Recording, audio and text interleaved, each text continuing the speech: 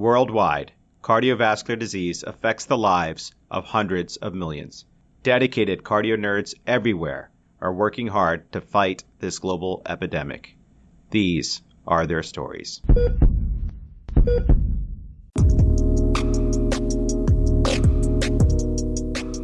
Hello, CardioNerds. It's Amit. Welcome back, and thanks for joining us for the CardioNerds Narratives and Cardiology series designed to promote diversity and inclusion in our beloved field, because our differences do make us stronger.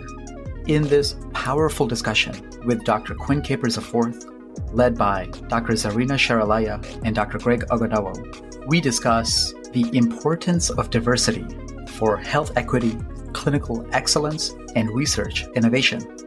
We also discuss imposter syndrome, implicit bias, and strategies to diversify our field. As we dive into the personal narratives of these incredible individuals, we discuss the experience of being a Black man in cardiology. We are so thankful to the one and only Dr. Kimberly Manning for providing an incredible introduction to the man who needs no introductions, Dr. Quinn Capers. So, Dr. Manning, Dr. Capers IV, Dr. Sharalaya, and Dr. Ogunnowo, thank you so much for elevating the CardioNerds Narratives and Cardiology series, and a big thanks to Dr. Pamela Douglas for sowing the seeds and providing incredible encouragement and mentorship in developing this entire program. Hello, CardioNerds. Thanks so much for joining us as we continue our narrative series highlighting the different paths and stories of pioneers in the field of cardiology. We are so excited for today's discussion with a truly special guest, someone who's been a tremendous influence and mentor in my life and training path, Dr. Quinn Capers IV. Welcome to the show, Dr. Capers. Thank you so much, Zarina. It's such a pleasure to be here to talk about things that I'm passionate about, and added pleasure that it's you and I getting to have this conversation. Thank you. Dr. Capers, it's an absolute pleasure to meet you. I've been following you throughout my internal medicine career, and as a cardiology fellow, I feel completely honored and humbled to take part in this CardioNerds episode. In regards to seeing people in cardiology that represent minorities, I would have to say you are at the pinnacle. You have shown that it's possible for minorities to be successful in cardiology, and I truly appreciate that. Well, Greg, you humble me with your words. I'm very moved by what you just said. It's truly a pleasure to meet you, and you're going to surpass anything that people like me have done. I can feel it.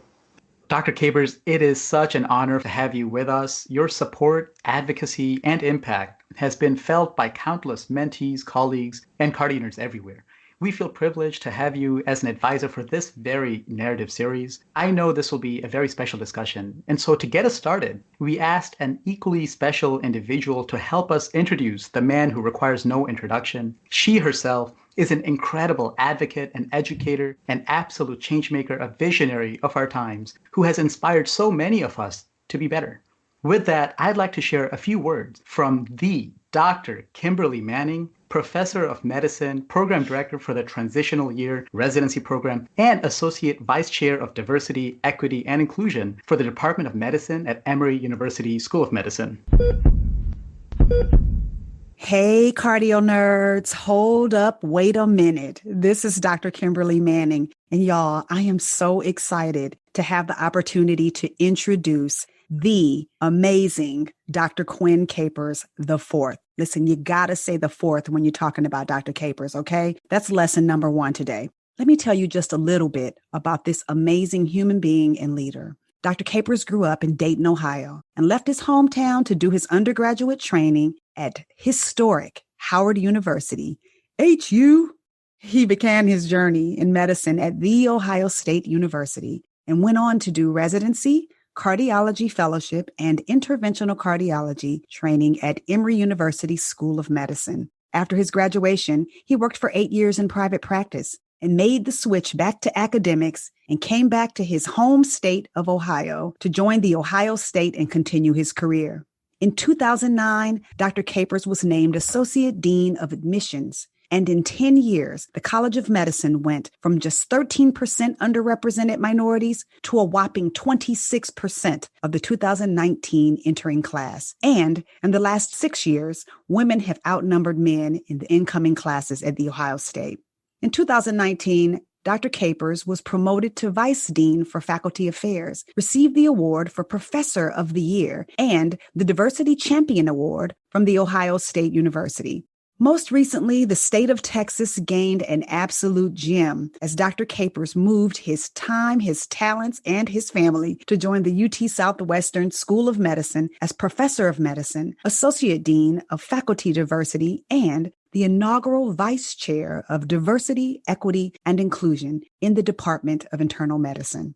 He has an expansive list of accolades and awards. Dr. Capers was awarded the American Heart Association's LANEC Clinician Educator Award in 2018. He was recognized as the 2020 recipient of the Exemplary Leadership Award of the Group on Diversity and Inclusion from the Association of American Medical Colleges, AAMC. He's an inaugural member of the American College of Cardiology's Diversity and Inclusion Task Force. And in 2021, he received the Pamela S. Douglas Distinguished Award for Leadership in Diversity and Inclusion. Dr. Capers has had an impactful presence on social media, where he created the hashtags Black Men in Medicine to counter the negative stereotypes of Black men, and Take a Woman to the Cath Lab to show that women, of course, are bosses. Dr. Capers is a passionate advocate for enhancing diversity and inclusion, a champion for improving health equity, and a devoted member to countless trainees. He's also a committed father and a committed husband. And I have to say is the reason why my military push-up game is much stronger, thanks to his Drop and Give Me 20 campaign that helped me do 20 push-ups a day just to keep up with him on Twitter. Y'all, it is my privilege to introduce this amazing leader, human being, and one of my personal heroes, Dr. Quinn Capers IV. Wow, I'm stunned. So Dr. Manning is one of my favorite people on the planet. That was just so incredibly kind, so incredibly warm. And now I kind of lost some of the things in my mind that I wanted to talk about. But an incredible introduction. Thank you, Dr. Manning. We'll catch up later for sure.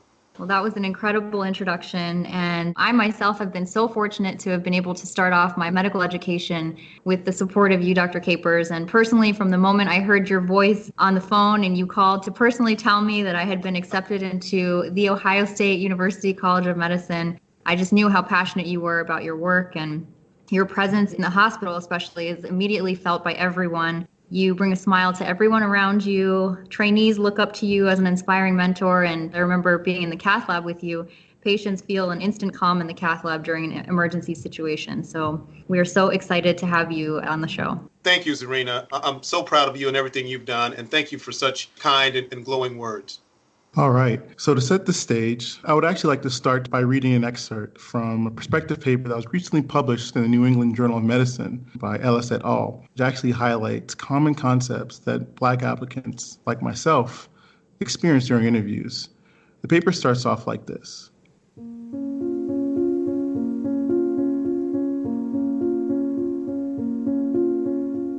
Inside a conference room with a long wooden table, a Black residency applicant sat next to 12 other applicants on interview day. None of their peers were Black. Across the table hung photos of faculty members, including the program director, medical director, and department chair. None were Black. In the corner of the room, administrators and coordinators were monitoring the agenda. None of them were Black. Rosters with descriptions and headshots of the faculty interviewers were distributed.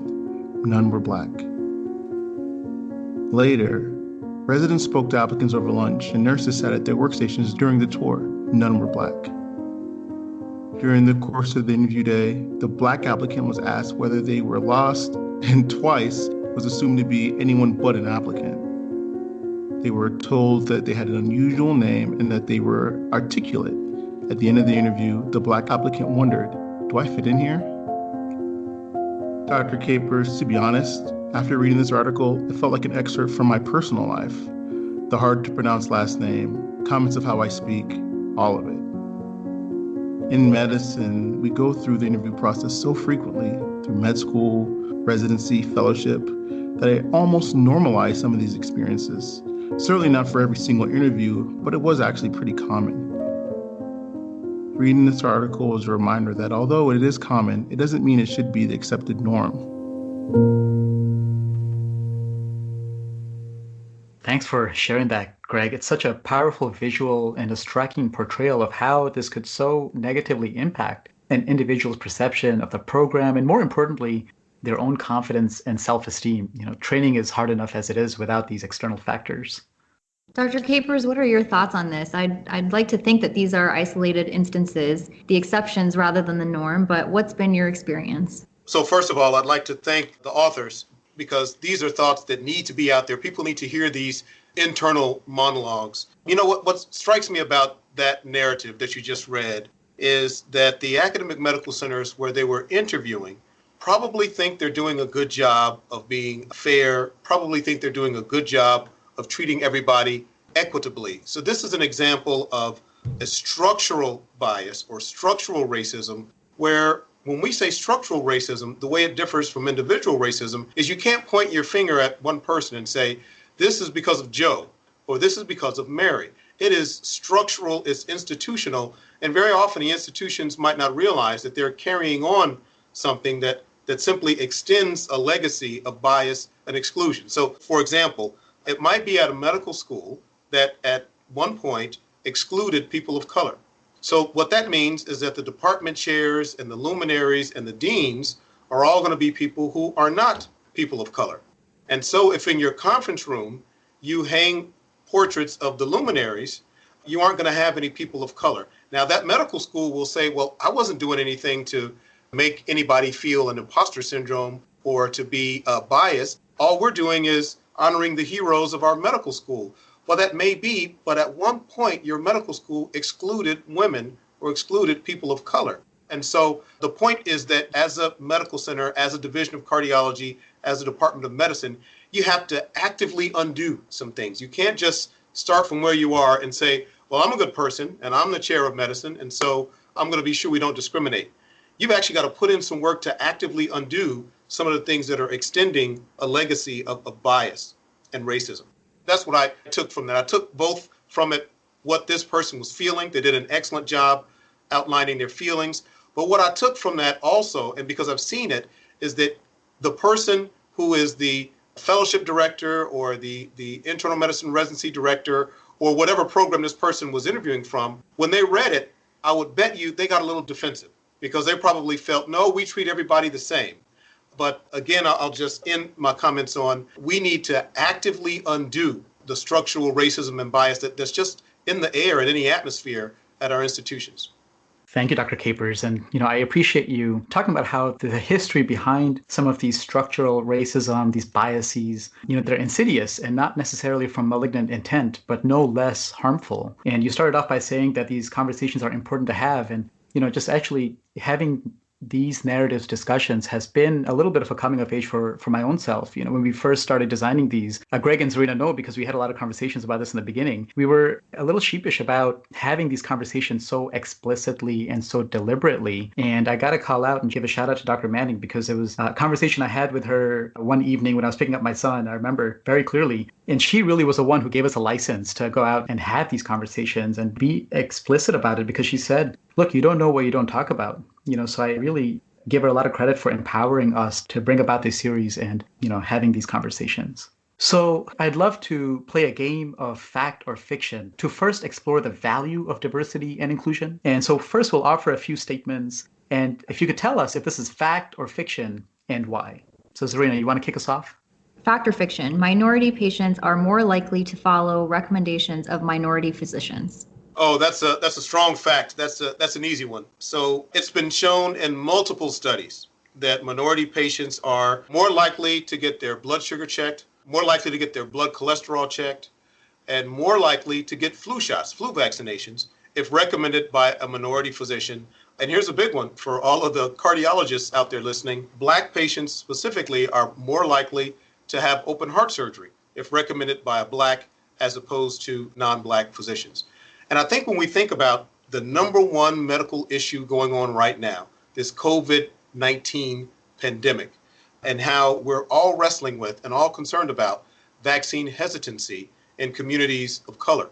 So there's a mistrust of the healthcare system as a group in communities of color, and it's well earned, right? It's because there have been historic atrocities committed against people of color going all the way back to slavery times. And so when people of color have some mistrust, that's, another way to call that is they're intelligent to have some mistrust. So we need more doctors of color, and we need our white physicians working side by side with doctors of color so that we can all get more culturally competent to get our patients doing the things that we know will help them. But that is an absolute fact. Thanks for asking that question. All right, Dr. Capers, here's another one for you. Professional diversity has no bearing on addressing healthcare disparities. That's absolutely false. So it's been shown now, healthcare disparities, which is an interest of mine, which, by the way, I'll give a shout out to Zarina. We co-authored a review paper on racial healthcare disparities in cardiology some years ago, and she was an absolutely fantastic co-author. It is multifactorial, and when I say healthcare disparities, I'm talking about when two groups of people with the same diagnoses get different levels of treatment, get different levels of quality, evidence-based care. That kind of healthcare disparity is a real embarrassment to our healthcare system, and it's something that really drives me to do so much of what I do.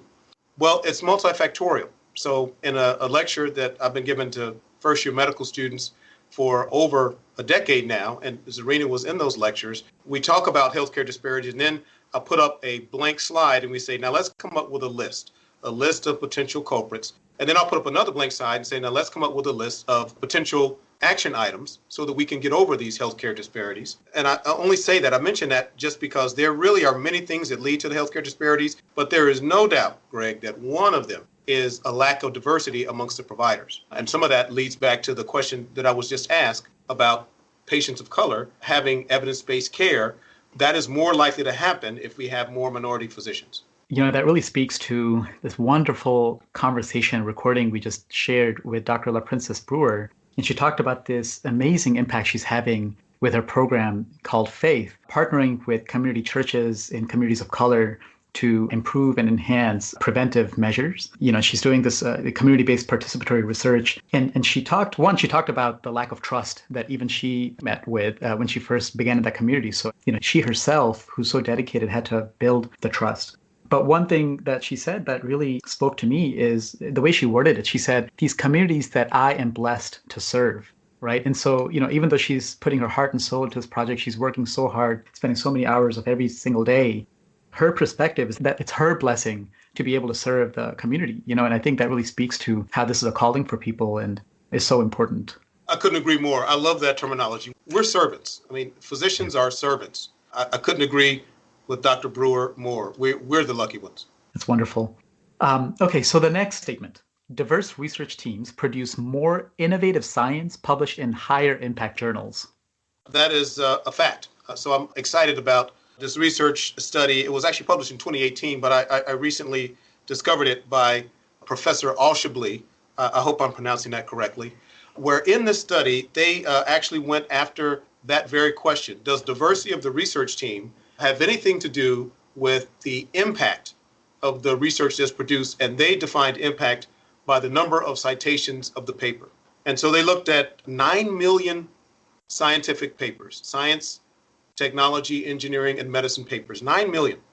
And what they were looking for to see was, do the citations, the number of times the paper's been cited, does it have anything to do with diversity on that research team? They looked at diversity of affiliation. So if people were from different universities, diversity of how long you've been in academia. They looked at gender diversity, and they looked at racial and ethnic diversity. All of those types of diversities had some impact on citation.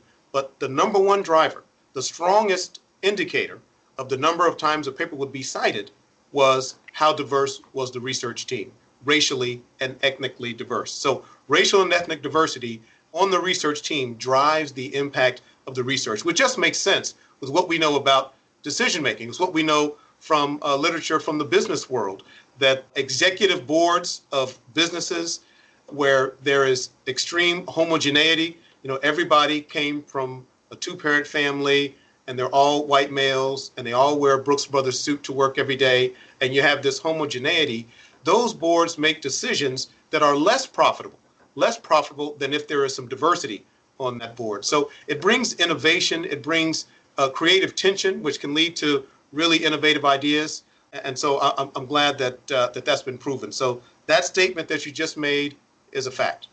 Yeah, this is all very consistent with what we learned from Dr. Pamela Douglas in our first Narratives episode. So it seems incontrovertible that diversity enhances patient care, it reduces healthcare disparity, it improves the impact of our science and our research, it increases creativity. So if that's all true, and it is, it should stand to reason that the intermediate goal would be to improve the diversity within our own workforce.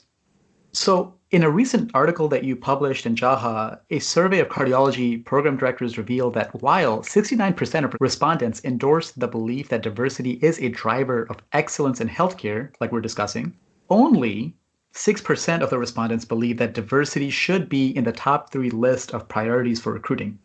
So how can we work to address this so that cardiology as a field is diversified? Well, as physicians, we are evidence-based. We want to make decisions based on evidence. And so just like I'm not going to stop using one blood thinner and start using another one just because a pharmaceutical sales rep says to do so, when they tell me that, I'm going to say, show me the data. Show me the data that one outperforms the other. And that's what will drive my decision making. The same thing we have to do with our colleagues who are fellowship program directors, residency program directors, admissions committee members. We've got to be very active and almost missionary about showing them the data, showing them some of the data that we just discussed. I personally think that being on one of these, and I like to call them, I think of them as gatekeepers, the people who are at that gate who decide who goes forward and who does not. That's search committees for leadership positions in academic medicine, search committees for new faculty, fellowship program directors and their selection committees, residency program directors and their selection committees, admissions committee members, college admissions committee members. If you want to go all the way back to grade school, the teacher who has the responsibility of deciding which of the fourth graders will be referred to the gifted and talented programs and which ones will not. Gatekeepers.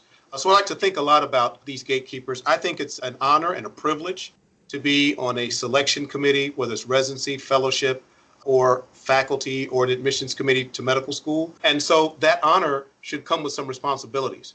Other committees, we have no problem being on other committees, and other types of committees will say, well, to be on this committee, we got to get everybody up to speed. So everybody read these 5 papers, or everybody do these modules, these online learning modules. I believe we should have the same kind of strategy for our admissions committees, residency committees, fellowship selection committees. If you're going to be on this committee, there's some responsibilities. You have to read these papers or go to these modules or attend these lectures, et cetera. So I think, to answer your question, the way that we will get over that hump and turn the needle is by making more data that shows that diversity enhances quality. But we've got a ton of it already, making sure that our gatekeepers are aware of this data.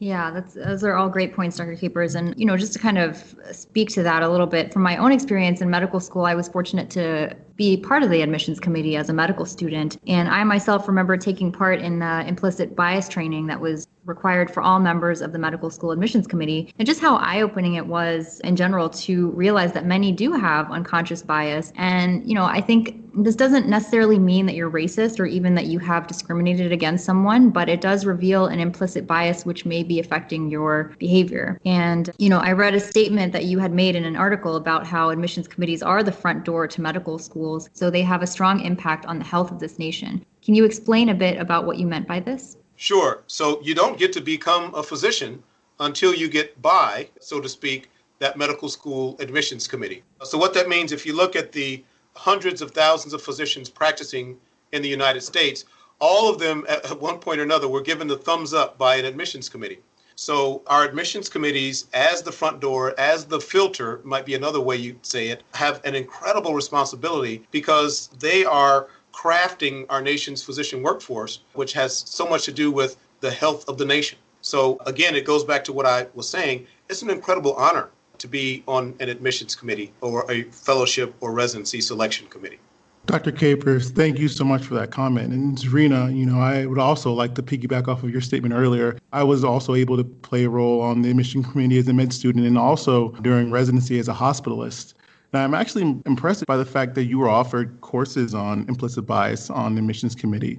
I think it's extremely important to have some of those things highlighted because you're absolutely right. It makes a huge difference on how we evaluate it and how we choose certain applicants. It's impressive that even on the residency level in a highly academic institution, you would think some of these things would be set in place to prevent implicit biases from happening. But I think that's a very, very interesting topic, and I think something that should be done across all admission communities throughout the nation. Because as you said, Dr. Capers, we are the gatekeepers. We are the people who are essentially shaping the future workforce of physicians. And if biases are kind of set in place, certain people won't be able to be offered an opportunity, and our physician workforce would be extremely homogenous, and patients may not be able to get the most appropriate care that they need. Well, Greg, so there's hope. I'll tell you that a lot of people are doing just what you've suggested. So I'm aware of a paper where a radiology residency training program, I forget which university, they're doing something similar to what we did at Ohio State with implicit bias testing and then implicit bias mitigation training. I've been coast to coast talking to academic medical centers about this, and many residency programs are considering it or starting to do the same thing. So I think the future's bright. That's excellent. And to kind of piggyback off of this, how do you think we can help recruit individuals from diverse backgrounds early in their education? Exposure is so very important for young people. I mean, if you think back to when you were a youngster, what you saw was so important in what you aspired to be, right? So, I mean, if you see superheroes on television, you want to be Spider-Man.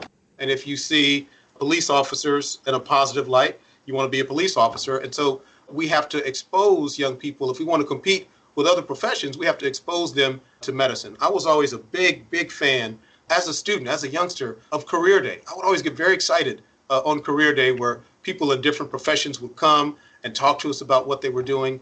We all need to make sure that we're still doing those kinds of things because, in the day-to-day routine work of, say, a fourth grader or a fifth grader, they can lose sight of why they're working or why it's important to do their homework, why it's important to listen to the teacher. And then in comes a cardiologist to say, this is what I do. It's a blast. I save people. It's the number one cause of death. And I really feel like I'm making a contribution. But it all starts with you as a fifth grader paying attention to your teacher and doing your homework. That's very powerful. And so I think we have to be working on two fronts simultaneously. I've spent a lot of time as an interventional cardiology fellowship program director and as an admissions dean for a decade.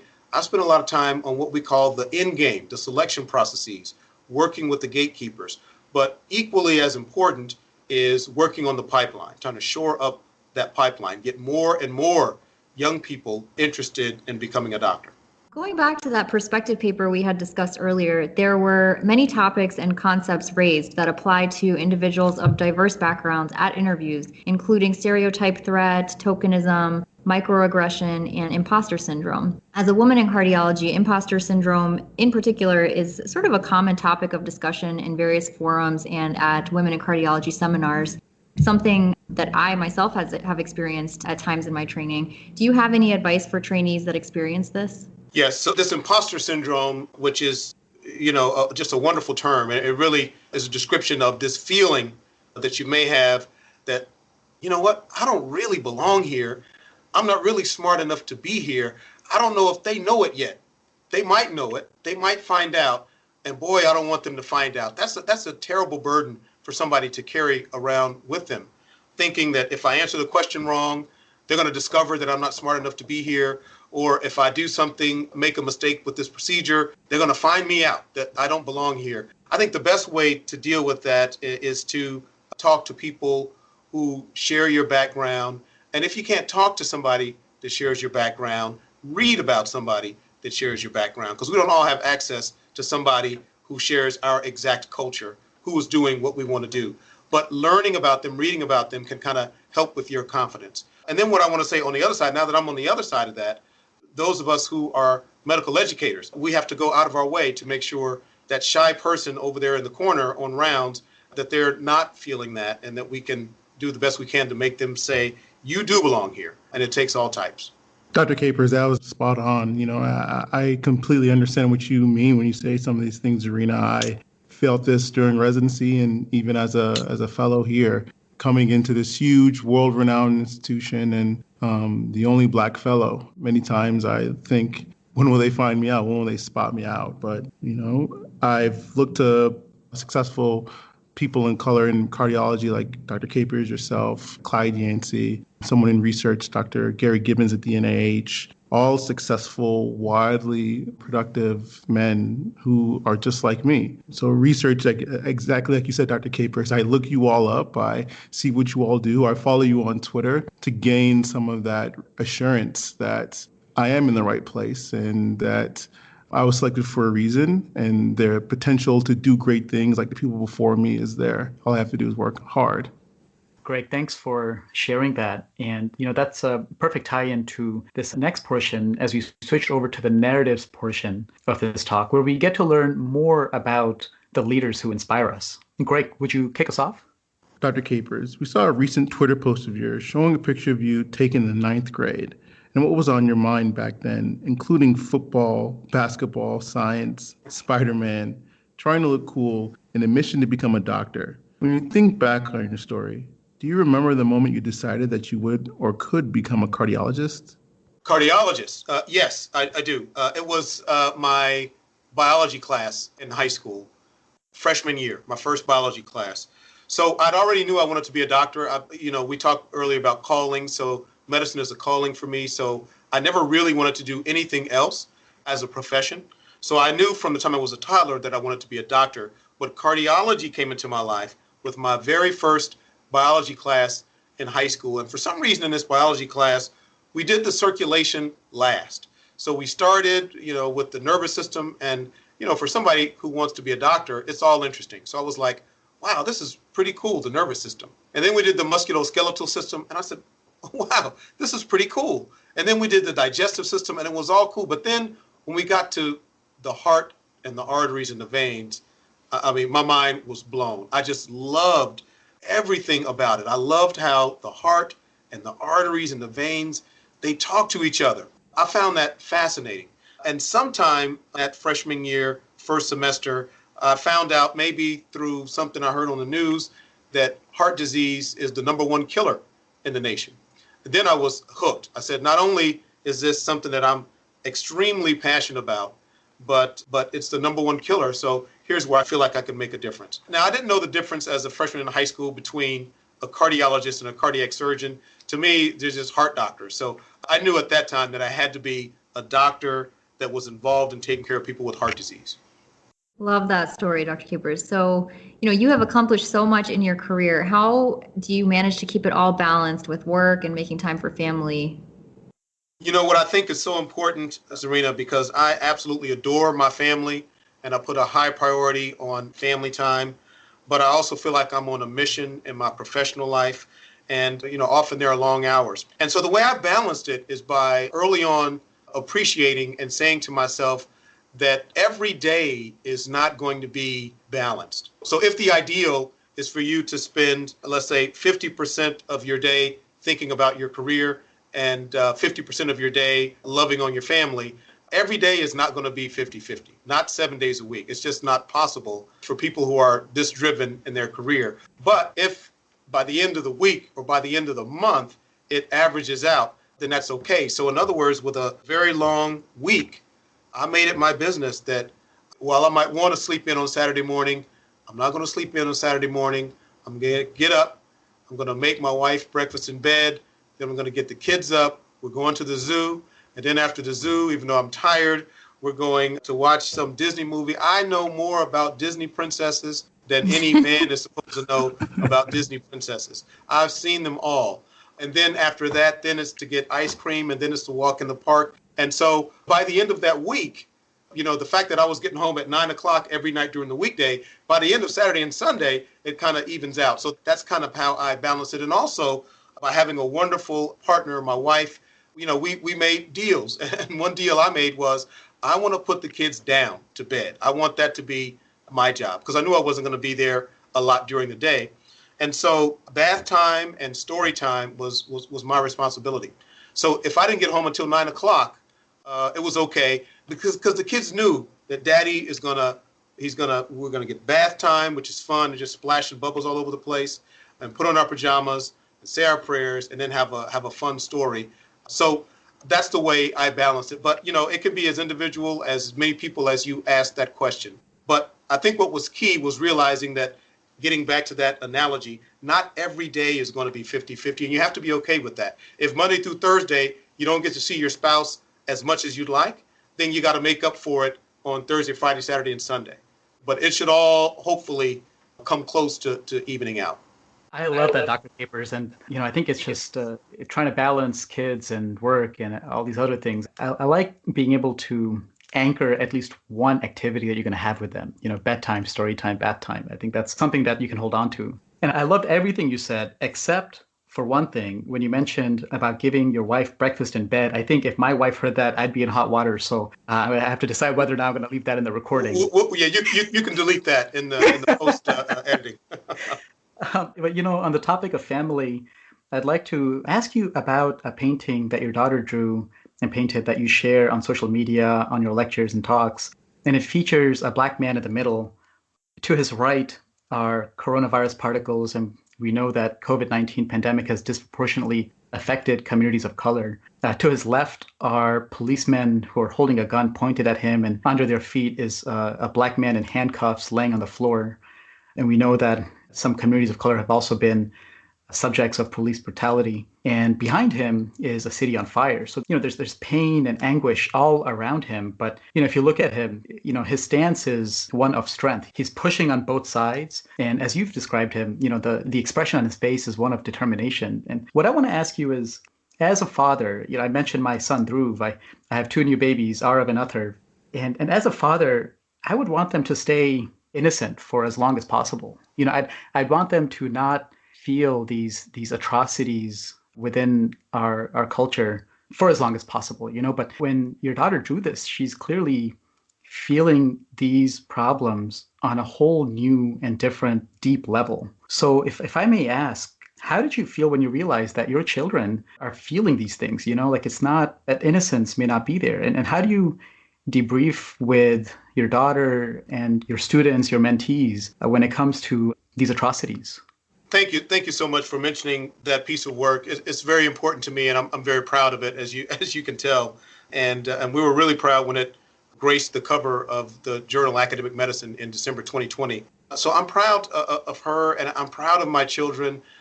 I never had a problem with them understanding that the world is not perfect. We keep trying to get it right. And I'll tell you this anecdote about my other daughter. I have two daughters. I have a son and two daughters. My other daughter, the baby of the family, one thing that made me really proud was I heard her telling her mother a story about a conversation at school, and she might have been in like the 5th or the 6th grade. And it was an innocent story. Some white children had heard the N-word. They didn't know what it meant. My daughter wasn't in the conversation, but one little white girl said to the other little white girl, "What does that word mean?" And the other white girl said, "Oh, it means black people." So my daughter then inserted herself into the conversation. She said, "No, that's not what that means. That's a bad word, and that hurts black people when you use that word."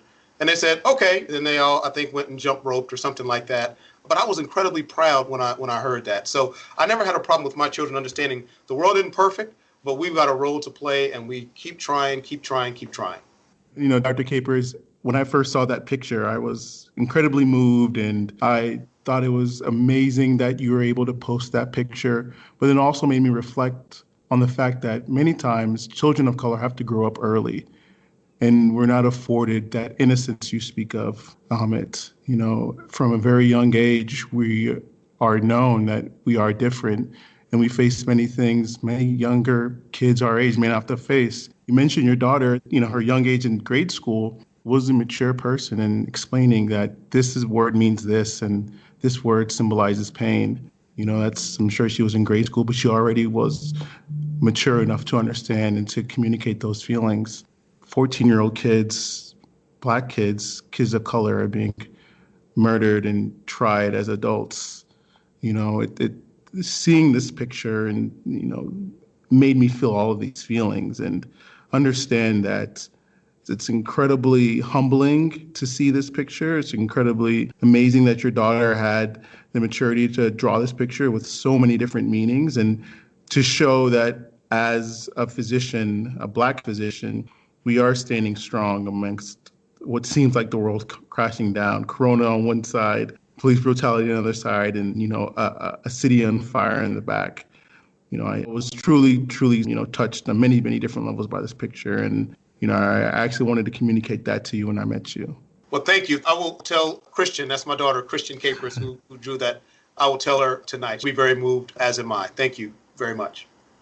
Dr. Capers, you've been described as a physician activist. Do you recall a particular moment in your journey through medicine that made you want to combine your desire to treat patients with improving the world around you with respect to justice and equality? Was there a particular moment where you kind of made that connection? Or? Great question, Zarina. I don't know if there was a particular question. Those two things just kind of came together organically because both of them were in me. Like I said, I always wanted to be a doctor. And I always, even as a child, felt very keenly racial injustice and had a desire to do something to eliminate or reduce, to a degree that I can, racial injustice. So the two of them just wed so naturally within me. But yeah, even at a young age, I wanted to do what I can to make sure that people are being treated fairly.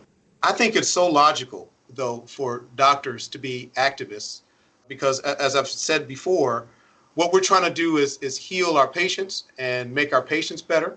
And there are many examples in history of physicians feeling like they want to do that with the world. They want to make society better. They want to heal society. And certainly one of the most malignant diseases in society is racism. So I think it's a natural for doctors to want to go beyond that patient in front of you and think about how society is impacting this patient and then wanting to do something. And so being an activist might be writing your congressperson. It might be joining the picket line. It might be marching. It might be picking up a brick and throwing it through a window. It might be using your pen.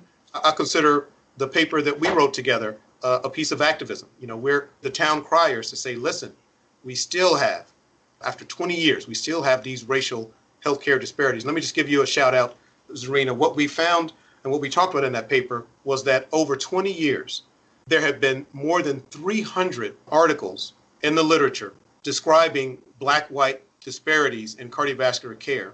20-year time period, 300 papers, but at the end of that 20-year time period and at the end of that 300th paper, things were no better than at the beginning of that time period. So just holding that up as a mirror and being a town crier is a piece of activism. So you, Zarina, you're a physician activist. Thanks, Dr. Capers. Dr. Capers, we talked about that 9th grade picture of yourself and what that guy was thinking about at the time. If you could, right now, the arc of your career has been just absolutely exemplary. You've impacted so many people. You're a leader of a social movement. You're bringing out conversations that are changing the way we think about our colleagues. And, you've had such tremendous success in this area. If you could go back in time, what would you say to that 9th grade version of yourself in terms of what or how he could accomplish things in the future? Well, first thing I would tell him would be, it is really going to happen, because even though I was very confident and I felt like it was my calling, until you actually get there, the journey from 9th grade to being a doctor, and you all know this, there are multiple steps, right? So even though I was extremely confident, there always was, at least in one portion of my brain, this, I hope it happens, I hope it happens, I hope it happens. So if I could talk to that 9th grader now, I say, look, dude, it's going to happen. You can relax and enjoy the ride a little bit. It was very important to me, and I think it is for many people, for all of us really, to be successful, to be a pre-planner.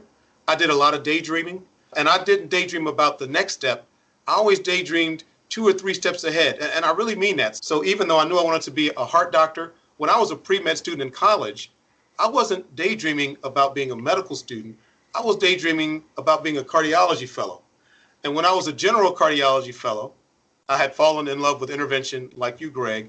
I wasn't daydreaming about being an interventional fellow. I was daydreaming about being an interventional attending. So I was always daydreaming 2 or 3 steps ahead. If I could say something to 9th grade Quinn Capers IV, I'd say keep doing that, but also be sure to enjoy every stage. It's going to happen. Enjoy every stage. You're reminding me of advice I got from a dear mentor, Sanjay Desai, who was my program director during residency. And during our sort of exit interview when I was leaving Baltimore to move to Cleveland, he said, Amit, I want you to picture your goal. Okay, so your goal is the end scene of a movie. And imagine all the scenes on that reel, all the scenes to get to that end scene, whatever that end scene may be. And think about not just the end scene, what each of those scenes look like on the way to get to that goal. And make sure that you plan your day, you plan your activities, so that way you hit each of those mid scenes to get to that ultimate goal. So I really appreciate that. I like that very much. Yep, your mentor. I love that. I love that analogy. Dr. Capers, it's been an amazing opportunity to chat with you during the Narratives in Cardiology with the CardioNerds. We've learned so much. We've been enlightened, and I think a lot of important messages today were delivered, things that I think will help change medicine moving forward. We thank you for your time, and personally for me, and I'm sure Zarina feels the same way, it's been an honor to be able to sit down and chat with you and get to do this all through the CardioNerds platform. Thank you very much. Thank you, Greg. Thank you, Amit. Thank you, Zarina. You all are awesome. I mean, it's just such an awesome platform and such an awesome project. I'm proud to be involved with it, and thank you so much for letting me have a conversation with you.